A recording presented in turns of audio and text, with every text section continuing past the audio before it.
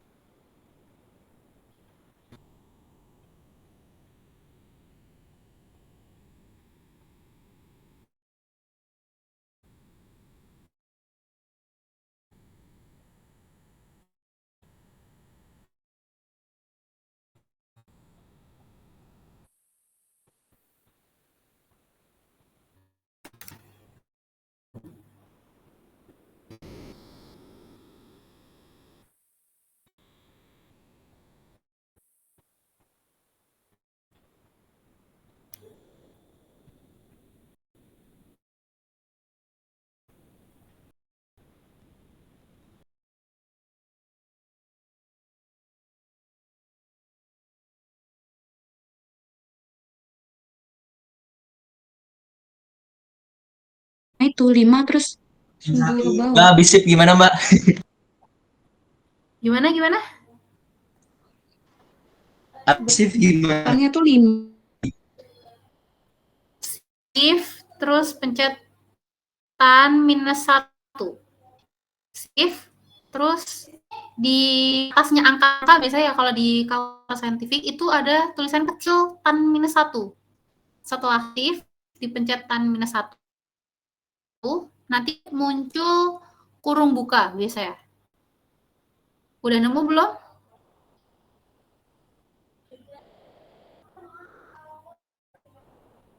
Sebentar Kak.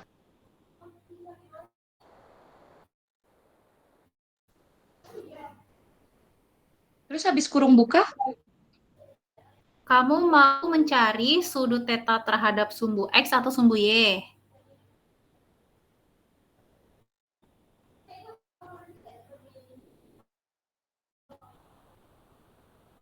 Sesuai nanti ngikutin yang mana, sampingnya yang mana. Berarti tinggal berarti kalau terhadap sumbunya misalkan saya ambil 5 sama yang ke bawah itu kan 1 kan, Kak? bukan gayanya dong. Lihat resultannya. Lihat sigma gaya vertikal dan sigma gaya horizontalnya. Dari situ, bukan dari soal. Berarti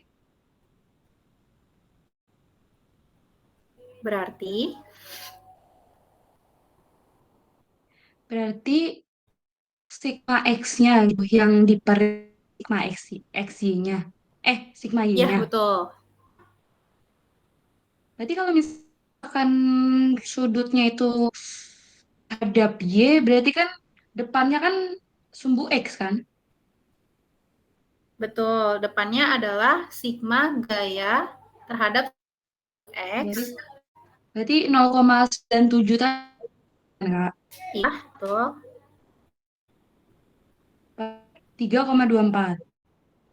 Ya.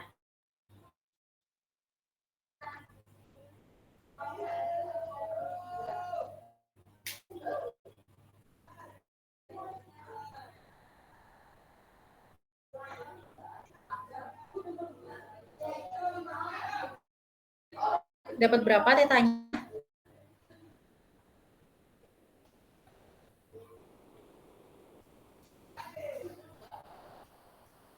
Kak, lo Kak, ini saya Gavi Kak.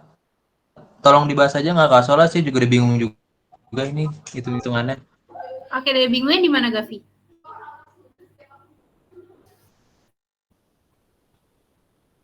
Di mana? bingungnya? Pasti kayak itu. Mas, ini Kak, ngitung apa namanya? Yang masuk ke tannya. Kalau ini udah nemu ya, apa nilai F Oke teman-teman, jadi untuk awal-awal, kan ini ada 3 gaya, F1, F2, F3. Ada gaya 6 kN, 2 kN, sama 5 kN. Cara yang pertama, diproyeksikan dulu setiap gayanya terhadap sumbu X dan terhadap sumbu Y. Di sini aku punya 6 kN, aku misalnya di sini dia tuh sebagai gaya 1 atau P1, aku gambar P1X berarti. Sorry.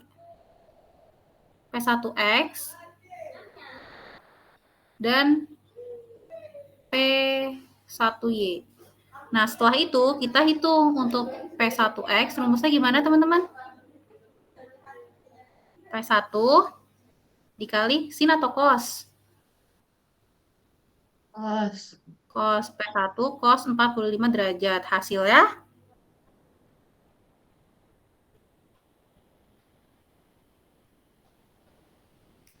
6 dikali cos 45 derajat, yaitu 4,2426. Sekarang dilihat P1X ini dia arahnya ke kanan, berarti positif. Sudah benar belum hasil kita positif? Oh, ternyata P1X-nya sudah, Mbak, sudah positif. Lanjut ke P1 arah vertikal, yaitu rumusnya P1 sin 45 derajat. Berarti P1-nya sebesar 6 kN dikali sin 45 derajat, yaitu 4,2426 ya. Nah, P1Y tapi dia ke arah bawah. Makanya kita kasih minus gitu. Ini baru gaya P1. Selanjutnya kita gambar P2. P2 2 Newton. Kita proyeksikan terhadap sumbu X, berarti P2X, dan terhadap sumbu Y, P2Y. Kita hitung lagi. Untuk P2X, rumusnya berarti P2 dikali sin atau cos? sin? Oke, betul. Sin 60 derajat. Untuk P2-nya 2, sin 60 derajat, hasilnya 1 ya. 1,7 7. 3, 2. P2X ke arah mana? Ke arah kanan. Oh, berarti udah benar, dia positif. Sekarang kita hitung P2 arah vertikal atau P2Y. Rumusnya yaitu P2 sin 60 derajat. Berarti 2 dikali sin 60 derajat. 2 dikali sin atau cos? P2 cos 60 derajat. Untuk P2-nya 2 kN dikali cos 60 derajat. Berarti 1 ya, 1 kN. Kita lihat arah P2Y ini ke arah atas atau ke arah bawah. Ternyata P2Y ini ke arah atas, berarti positif, sudah positif. Nah, yang 5 Newton ini berarti gimana, Mbak? Karena dia tuh sejajar dengan sumbu X, berarti nanti kita memasukkan hitungan P3, yaitu sebesar 5 kN langsung di dalam sigma sumbu X-nya aja. Karena kalau misalkan nanti dia di P3 kita proyeksikan terhadap sumbu Y, itu nanti hasilnya tetap akan 0. Karena dia sejajar terhadap sumbu X. Yang kalau nanti kita proyeksikan terhadap sumbu Y, dia akan membentuk sudut 90 derajat. Nah, setelah kita dapat P1X, P1Y, P2X, P2Y, selanjutnya kita mencari sigma gaya horizontal dan juga sigma gaya vertikal. Untuk sigma gaya horizontal berarti P1X plus P2X plus P3X. Untuk P1X sebesar 4,2426 plus P2X 1,732 plus P3X ke arah kiri. Berarti minus 5. Hasilnya berapa?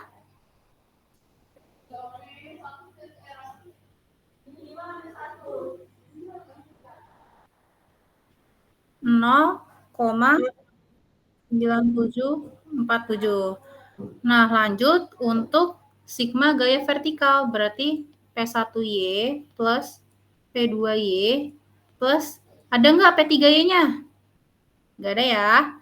Berarti untuk P1Y, dia minus 4,2426 plus P2Y-nya 1 plus P3Y nggak ada, 0. Berarti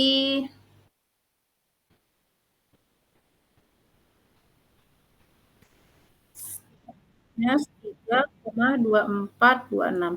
Nah, kalau dari kedua sigma sumbu X dan sumbu Y ini kita gambarkan, berarti untuk sumbu X ke arah kanan sebesar 0,9747 dan sigma gaya vertikal sebesar minus, berarti dia ke arah bawah, minus 3,2426. Kalau bentuknya seperti ini, berarti resultannya ada di sini, resultan. Sekarang gimana caranya nyari resultan? Rumus resultan itu sama dengan akar dari sigma fx kuadrat plus sigma fy kuadrat. Berarti akar dari sigma fx-nya sebesar 0,9747 kuadrat plus minus 3,2426 kuadrat. Berapa tadi dapatnya?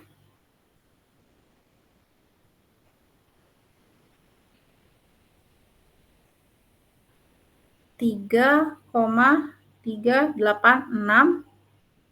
Newton. Nah, kita udah nemuin resultannya, besar resultannya, yaitu sebesar 3,386 Newton. Tapi kita di sini ditanya juga untuk arah resultannya. Gimana sih Mbak cara nyari arah resultannya? Sekarang gini, aku misalkan mau menghitung arah resultan atau sudut terhadap sumbu X. Berarti aku akan naruh tetanya di sini. Nah, terhadap sumbu X. Kalian tahu kalau tadi rumus tan theta itu apa? Ini sama D saya, D per sa. Depannya berarti berapa nih? Depannya theta. Depannya theta adalah sigma sumbu Y per sampingnya theta adalah sigma sumbu X. Nah, berarti untuk sigma FY-nya tadi kita dapat minus 3,2426 per sigma sumbu X yaitu 0,9747. Gitu. Nah, sekarang kita masukkan ke rumus nyari theta. Theta sama dengan tan minus 1 dari minus 3,2426 per 0,9747. Nah, kalau kayak gini hasilnya berapa?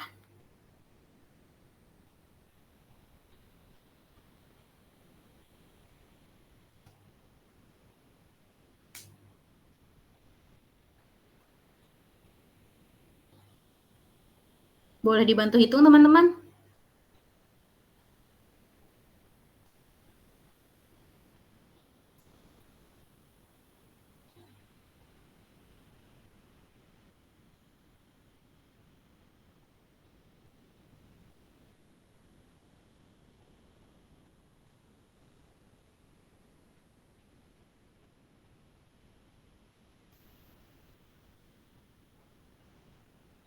Ada yang udah dapat? Minus 73,3 sekian. Minus 73, sekian derajat. Nah, kayak gini. Berarti nanti kesimpulannya nilai resultan adalah sebesar berapa tadi?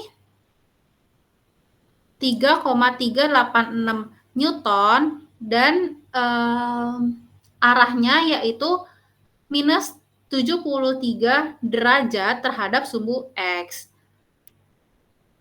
Tadi ada yang mencari terhadap sumbu Y, Mbak. Misalkan kita taruh tetanya di sini berarti ya sama aja rumusnya. Depannya teta itu sumbu X-nya, sampingnya teta itu sumbu Y-nya. Nanti dihitung akan dapat Berarti 90 dikurangi sekitar 73, sekian derajat. Mungkin yang tadi Novka ya, Novka tuh hasilnya sekitar 16 derajat, benar nggak? Iya, Kak, benar. Oke, gitu.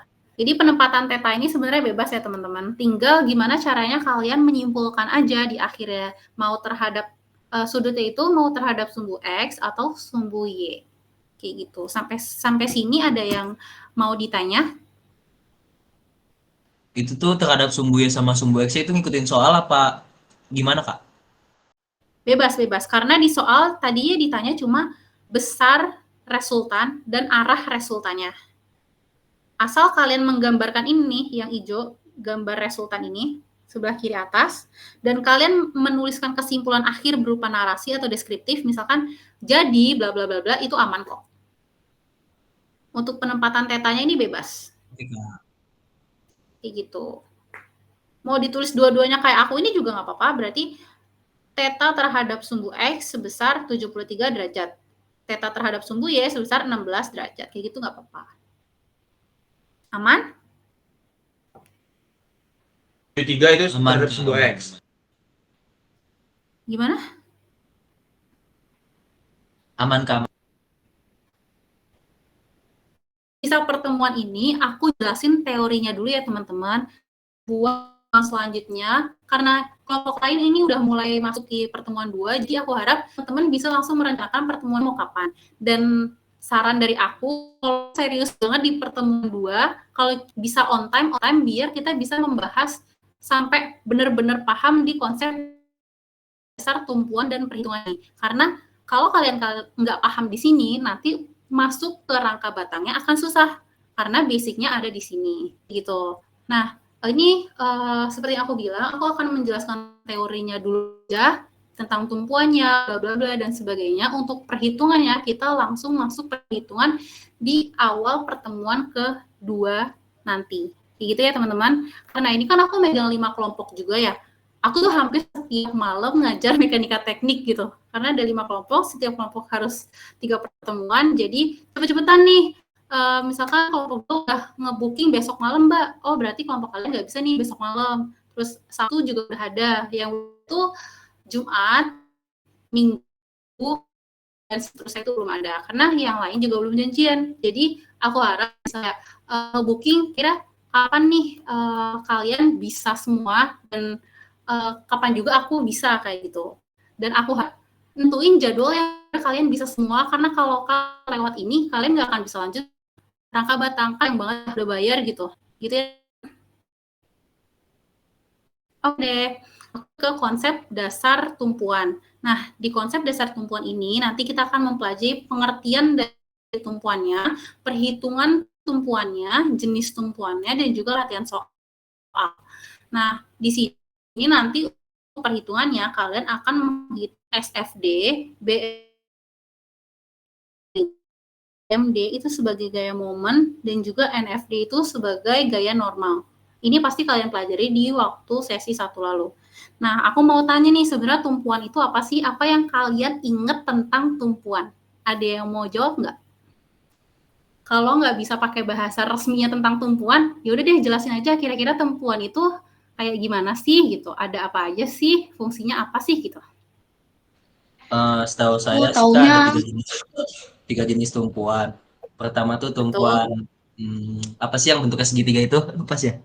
Yang bisa ngampu gaya vertikal sama horizontal.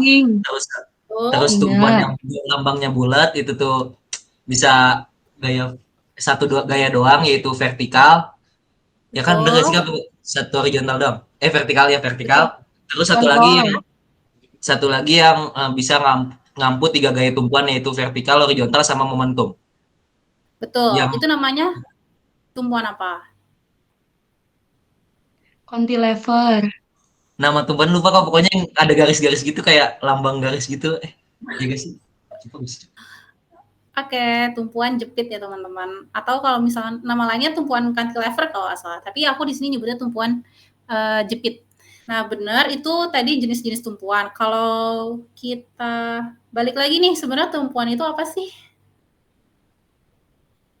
Tumpuan suatu bangunan berdiri gitu atau tumpuan suatu jembatan itu sebenarnya apa?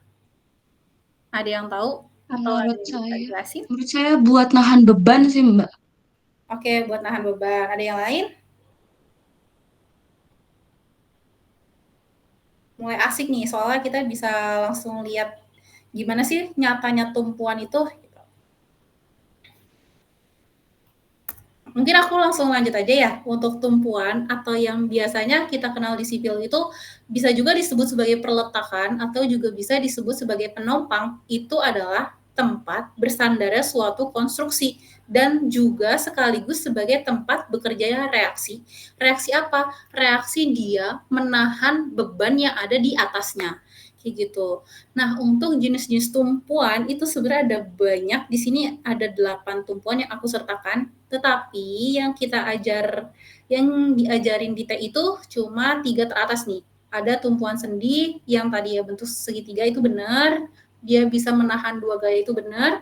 Terus ada tumpuan roll yang bentuknya bulat itu benar dan dia hanya bisa menahan gaya vertikal. Terus ada tumpuan jepit yang dia tuh bisa menahan gaya horizontal, vertikal, dan juga momen. Nah, ini untuk tumpuan sendi atau engsel, pengertiannya yaitu tumpuan yang bisa menerima gaya dari segala arah, tapi tidak bisa atau tidak mampu menahan suatu gaya momen. Jadi, kalau digambarkan biasanya kayak gini nih, tumpuan sendi atau engsel. Dia pokoknya diingat-ingat aja nih yang di sini. Ini itu tumpuan sendi engsel. Nah, untuk di soal biasanya yang tengah ini kita harus menggambarkan reaksi dari tumpuan sendi, yaitu ada reaksi horizontal dan juga ada reaksi vertikal. Misalkan di titik ini merupakan titik A, berarti H ini biasanya kita menuliskan dengan RAH atau R itu reaksi, A-nya itu titik, H-nya itu arah. RAH, reaksi di titik A arah horizontal. Dan juga vertikal yaitu RAV, yaitu reaksi di titik A arah vertikal. Nah, untuk implementasi nyatanya, biasanya di jembatan nih, kalau kalian jeli ngelihat bawahnya jembatan, itu ada gambar kayak gini. Biasanya segitiga, di tengah-tengahnya bulat, terus segitiga lagi, itu udah pasti tumpuan sendi. Terus lanjut ke tumpuan roll. Tumpuan roll di sini adalah tumpuan yang dia tuh bener-bener cuma bisa menahan gaya yang tegak lurus. Kalau begini, tegak lurus sama gambarnya adalah arah vertikal. Nanti kalau misalkan dia bentuknya begini, nempel di kayak dinding gitu, berarti arah yang tegak lurus ke arah horizontal. Jadi di sini nggak pasti vertikal, tapi dia tuh gaya bekerja tegak lurus dan tidak dapat menahan momen. Jadi benar-benar satu gaya tegak lurus terhadap tumpuannya kayak gitu. Nah, ini biasanya di soal kita kayak gini, bisa segitiga dan ada bola-bola di bawah, bisa kalian lambangan bulat aja. Nah, itu tergantung. Ada beberapa soal yang kayak gini, ada beberapa soal yang bulat doang, itu bebas. Yang penting kalian benar untuk menggambarkan reaksi dari tumpuan tersebut. Nah, untuk implementasi nyatanya, biasanya kayak gini juga nih teman-teman, di bawah jembatan itu ada roll-nya. Kayak gitu. Nah, selanjutnya ada tumpuan jepit atau yang biasa kita kenal dengan fixed support. Tumpuan jepit ini tumpuan yang dapat menahan gaya dalam segala arah dan dapat menahan momen juga. Nah, biasanya digambarkan kayak gini kalau di soal yang bawah ini. Jadi setiap kalian menemukan kayak gini, kalian harus menggambarkan RAH atau reaksi gaya di titik A, misalnya di sini titik A, yang arahnya horizontal, dan RAV yaitu reaksi di titik A arahnya vertikal, dan juga momen di titik A kayak gitu. Nah, sebelumnya nih teman-teman, kan biasanya tumpuan sendi atau tumpuan roll ini implementasi mudahnya itu di jembatan.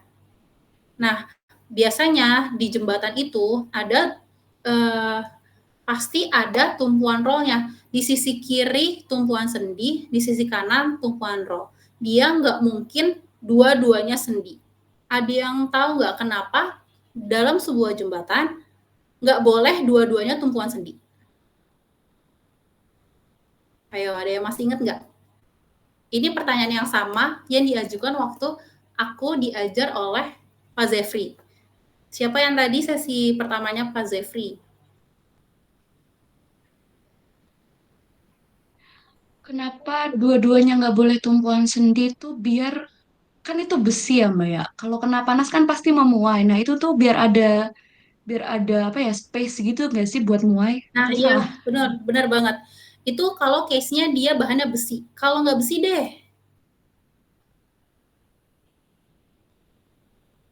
Biar bisa gerak. nah, betul. Intinya kayak gitu, teman-teman. Jadi misalkan dua-duanya itu tumpuan sendi, berarti yang di sebelah kiri bisa menahan vertikal horizontal, yang di sebelah kanan dia bisa menahan horizontal dan vertikal, dia akan patah, teman-teman, jembatannya. Nah, itu nggak bisa sama sekali diterapkan dalam konstruksi jembatan. Makanya biasanya jembatan di sisi kiri, di sisi satunya itu tumpuan sendi, di sisi kanan tumpuan roll, agar jembatan tersebut memiliki kesempatan untuk sedikit bergerak. Kalau misalnya kalian lagi di lampu merah Suhat, mungkin yang Kak, itu kalian bisa merasakan jembatan itu goyang gitu. Nah, itu tuh sebenarnya nggak apa-apa teman-teman, itu tuh normal banget jembatan kayak gitu, asalkan goyangannya itu nggak terlalu besar, atau mungkin ini udah ke sipil ya, sipil yang bisa mengukur besarnya goyangan tersebut masih normal atau enggak, kayak gitu.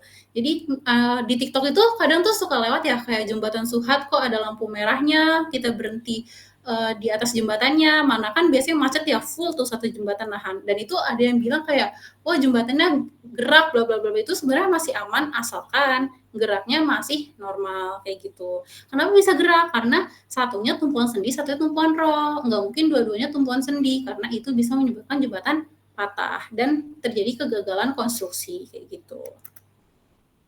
Itu untuk implementasinya aja. Kalau tumpuan jepit ini implementasinya ini biasanya di gedung-gedung, nih setiap kolom-kolomnya, kolom itu artinya tiang ya teman-teman kalau di sipil, setiap tiang-tiangnya itu memakai tumpuan jepit. Jadi bentuknya kayak gini.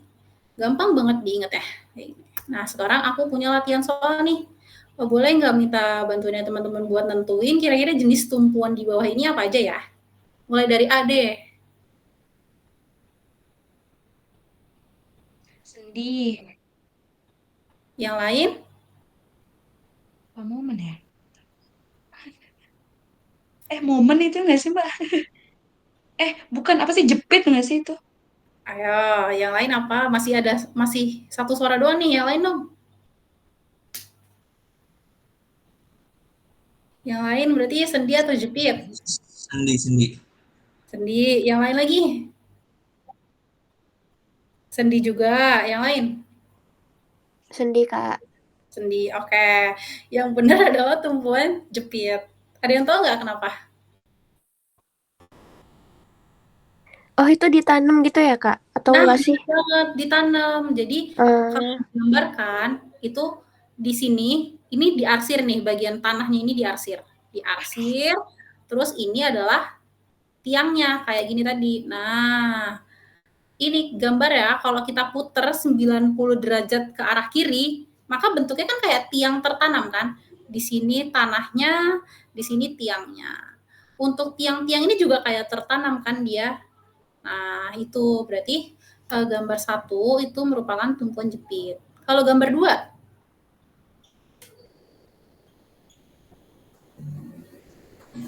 Roll. Roll, ada lagi?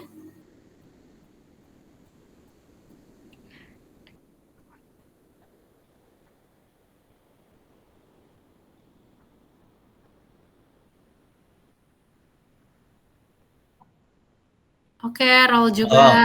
Lagi? Edi loh. Roll. Roll.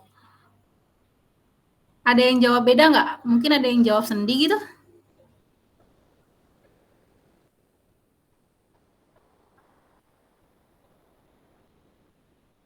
Nggak ada ya? Padahal yang benar untuk gambar B ini merupakan tumpuan sendi. Ada yang tahu kenapa?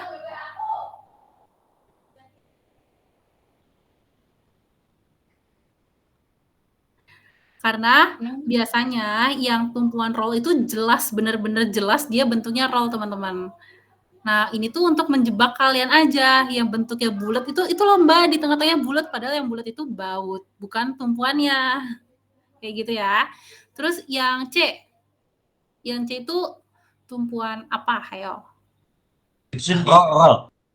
Roll, oke. Ada yang jawab sendi atau jepit nggak? Ada yang jawab sendi mungkin? Kali aja yang benar sendi.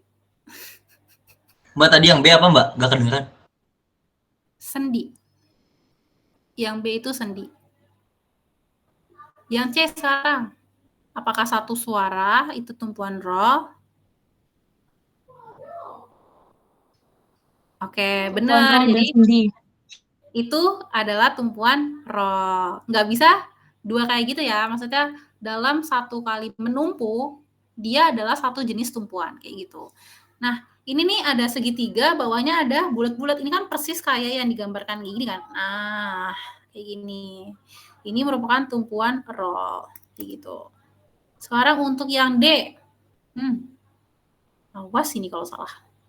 Tumpuan apa ini? Jepit. Jepit. Ada yang punya jawaban lain? Jepit. Jepit atau sendi atau engsel? Kenapa jepit?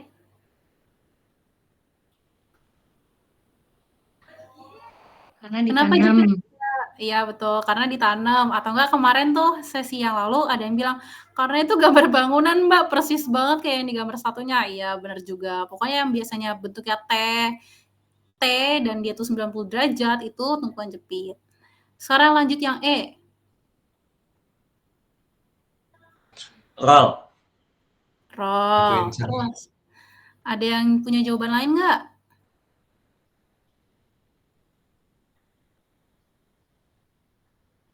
Ada yang bilang itu sendi atau ada yang bilang itu jepit?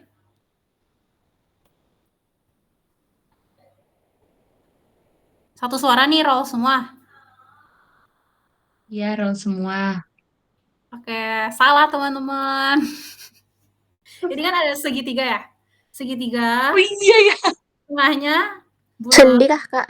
Bawahnya segitiga. Berarti Sendi ya. yang ini tumbuhan sendi. Iya betul, tumbuhan sendi. Makanya ayo jawab aja, nggak apa-apa. Satu lagi nih yang F. Bulat sih. Yang F.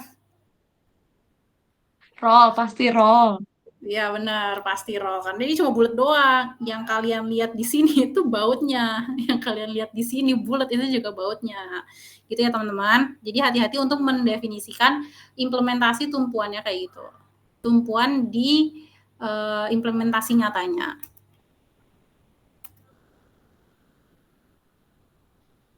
Nah, terus ini ada juga, aku lanjut ya, ke gaya pada struktur.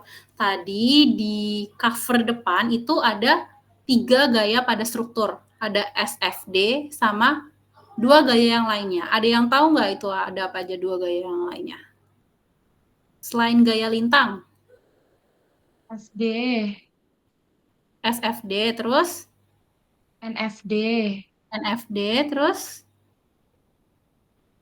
Gaya geser B apa tadi ya? BMD. Iya, betul. BMD atau Bending Moment Diagram. Nah, gaya pada struktur ini pengertiannya untuk SFD atau gaya lintang yaitu merupakan gaya yang bekerja tegak lurus dengan sumbu batang.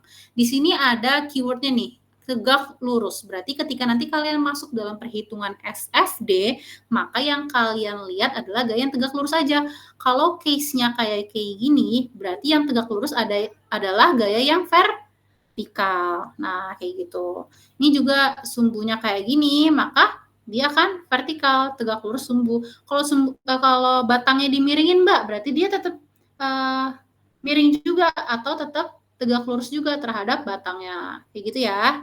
Nah, terus ketika kalian melakukan perhitungan gaya pada struktur, entah itu SFD, NFD, BMD, pastikan setelah kalian menulis jawab, kan kalian kalau ngerjain soal kan diketahui, ditanya, terus jawab ya. Pastikan kalian menyertakan ini nih. perjanjian tanda. Nah, kalau perjanjian tanda ditentuin, pastikan kalian teliti. Kali aja ada yang kayak misalkan, aku kebiasaannya kalau ke kanan tuh positif Mbak, tapi ternyata di soal tuh ditentuin kalau ke kanan itu negatif. Nah, kayak gitu kan harus teliti banget tuh. Nah, biasanya di soal itu nggak ditentuin, makanya kalian harus menentukan sendiri perjanjian tanda. Ini wajib ya teman-teman. Ini adalah tulisanku yang aku tulis di kertas UTS lalu. Jadi perjanjian tanda untuk ke atas dia aku pakainya positif, ke bawah dia aku pakainya negatif, untuk ke arah kanan, momen ke arah kanan aku pakainya positif, untuk momen ke arah kiri aku pakai negatif. Nah, lalu untuk diagram gaya lintangnya kayak gini nih teman-teman, bentuknya dia kotak-kotak. Kotak-kotak, untuk yang di atas dia diarsir secara vertikal, untuk yang di bawah dia diarsir secara horizontal, gitu. Nah, aku lanjut ke NFD atau normal force diagram atau diagram gaya normal, yaitu gaya yang garis kerjanya berimpit atau sejajar dengan sumbu batang. Gampangnya, gaya normal ini adalah gaya yang horizontal. Jadi ketika kalian menghitung gaya normal atau NFD, pastikan penglihatan kalian hanya pada gaya yang horizontal seperti ini. Seperti ini, terus seperti ini, dan juga seperti ini. Gampangnya ngafal ya. SFD itu fokus kepada gaya yang vertikal, NFD fokus kepada gaya yang horizontal. Nah, untuk gaya horizontal ini dapat menyebabkan suatu batang mengalami batang tarik dan batang tekan. Nah, kalau batang tarik biasanya kita hasil perhitungan itu akan positif. Makanya di diagram garis gaya normal ini untuk positif dia diarsir secara vertikal, untuk yang batang tekan dia negatif, dan diagram gayanya diarsir secara horizontal kayak gitu. Selanjutnya yang terakhir ada bending moment diagram atau gaya momen gitu ya. Momen itu kalau kita ingat dulu adalah hasil kali antara gaya dan juga jaraknya yang tegak lurus terhadap suatu titik. Nah, jarak di sini adalah jarak yang tegak lurus dengan garis kerja gayanya. Lebih gampang sih gaya yang tegak lurus terhadap suatu titik yang dituju kayak gitu. Nah, ini juga bending moment diagram ini menyebabkan suatu batang ini mengalami satu sisi tertarik dan juga sisi lainnya tertekan atau kebalikannya. Gitu ya teman-teman. Nah, ini ada rumus momen yang biasanya dipakai waktu SMA. Jadi misalkan ada sebuah batang L yang diberi gaya di ujungnya sebesar P. Nah, berarti rumus momennya di titik A, berarti momen di titik A atau MA, yaitu besar gaya P dikali dengan jaraknya, jarak yang tegak lurus terhadap titik A. Berarti kalau gayanya lurus begini, yang tegak lurus kan kayak gini ya, berarti panjangnya adalah sebesar L. Sehingga rumusnya M di titik A sama dengan P dikali L, kayak gitu. Terus gaya P ini akan memutar batang ini ke kanan atau ke kiri. Misalkan, coba di logika. Kalau ada suatu batang, tumpuannya di sini dia. Terus diberi gaya ke bawah ke sini. Pasti batang ini akan muter ke arah kanan, begini kan? Muter ke arah kanan. Nah, berarti kalau muter ke arah kanan, dia akan positif. MA sama dengan positif P dikali L, kayak gitu. Nah, ini untuk satu gaya yang bekerja, teman-teman. Satu gaya terpusat yang bekerja. Kalau dua gaya yang terpusat yang bekerja, sama aja dihitungnya. Rumusnya masih gaya kali jarak, yaitu satu-satu. P1-nya dulu, dikali jarak P1 terhadap titik A yang tegak lurus, yaitu L1. Berarti P1 dikali L1 ditambah gaya kedua yaitu P2 dikali jaraknya terhadap titik itu sepanjang ini, sepanjang L1 plus L2. Berarti rumusnya MA sama dengan P1 L1 ditambah P2 dikali L1 ditambah L2. Kayak gitu. Sampai sini ada yang mau ditanya? Kak, aku mau nanya sedikit sih. Ini kan materi sesi 1 ya Kak. Berarti nanti untuk 3 pertemuan tuh sampai materi sesi 2 ya, Kak? Iya, di pertemuan ketiga kita udah materi sesi 2. Jadi kalau misalkan pertemuan ketiga kita udah masuk ke pertemuan sesi 2. Iya benar kayak gitu. Karena kalau misalkan kalian nggak bisa konsep yang di sini, di yang ketiga juga akan susah. Gitu. Oke, Kak, terima kasih. Ada yang mau ditanya lagi? Ya. Nah, ini besok untuk pertemuan kita selanjutnya, aku akan ngajarin kalian menghitung konstruksi balok sederhana. Konstruksi balok sederhana kayak gini. Jadi ada balok yang ditumpu oleh 2 tumpuan atau bisa 2 tumpuan atau lebih ya nanti di latihan soalnya. Dia ditumpu oleh misalkan di titik A ini adalah sendi, di titik B ini adalah rho dengan gaya terpusat sebesar 7 kN. Nah, nanti ini tuh ada satu yaitu konstruksi balok beban terpusat. Nanti ada juga yang konstruksi balok beban merata yang biasanya bentuknya balok di atas gini. Juga ada konstruksi balok campuran. Jadi misalkan di sini di titik C ada gaya P sebesar 7 kN. Nanti di sini misalkan aku buat titik lagi, titik D ke B, ini ada balok beban merata. Nah, itu namanya konstruksi balok beban campuran.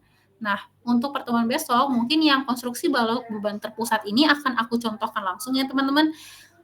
Terus beban ininya yang merata juga akan aku contohkan. Nah, siap-siap untuk latihan konstruksi balok beban kombinasi, yaitu terpusat dan juga merata.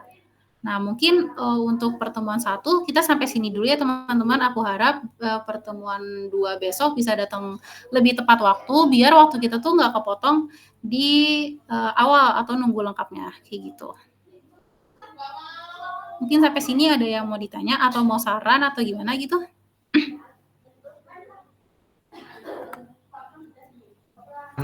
Juga. Gimana?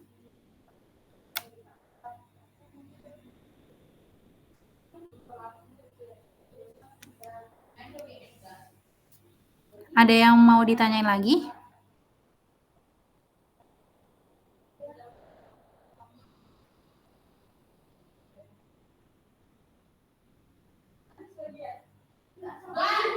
Gimana teman-teman? Cukup, Oke. Kak. Oke, cukup ya. Terima kasih, Novka. Oke, kalau nggak ada yang mau ditanya lagi, mungkin untuk pertemuan pertama ini kita sudahi sampai sini dulu ya. Terima kasih buat teman-teman semua yang udah hadir di malam ini. Kita hampir 2,5 jam ya pertemuan malam ini. Nah, siap-siap untuk pertemuan selanjutnya, disiapin lagi untuk hitung-hitungannya, fokusnya juga ditambah lagi karena perhitungan juga mulai agak cukup rumit. Kalau ketinggalan di awal, nanti ngulangnya lagi emang agak cukup effort ya teman-teman. Ya, itu aja dari aku. Terima kasih. Selamat malam teman-teman. Semangat untuk pertemuan 2-nya ya. Ya, makasih Mbak. Makasih, Kak.